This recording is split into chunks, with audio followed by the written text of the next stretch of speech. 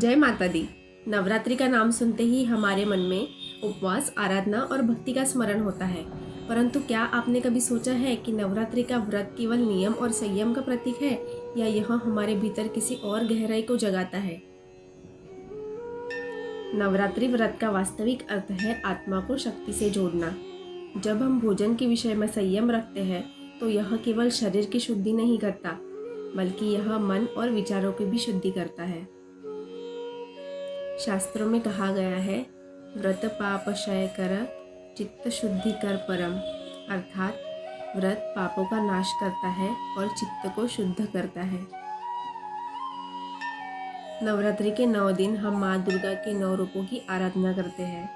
हर दिन हमें एक नई शक्ति का अनुभव कराता है। कहीं हमें साहस मिलता है, कहीं धैर्य, कहीं करुणा, तो कहीं विजय का संदेश। यह व्रत हमें स्मरण कराता है कि जीवन में केवल भौतिकता ही सत्य नहीं है। सत्य है आत्मा की यात्रा, सत्य है भक्ति का मार्ग। जब हम नवरात्रि में नियम, संयम और साधना को अपनाते हैं तो हमारे भीतर वह दिव्य ज्योति प्रकट होती है जो हमें जीवन की कठिनाइयों से लड़ने की शक्ति देती है।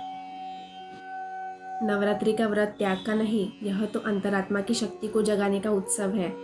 यह हमें याद दिलाता है कि यदि हम तन, मन और आत्मा की शुद्धि कर ले तो संपूर्ण ब्रह्मांड की ऊर्जा हमारे भीतर प्रवाहित होने लगती है। इसलिए इस बार आप नवरात्रि का व्रत करें तो इसे केवल खान पान के नियम तक सीमित न रखें। इसे भक्ति, साधना और आत्मिक उन्नति की यात्रा बनाइए।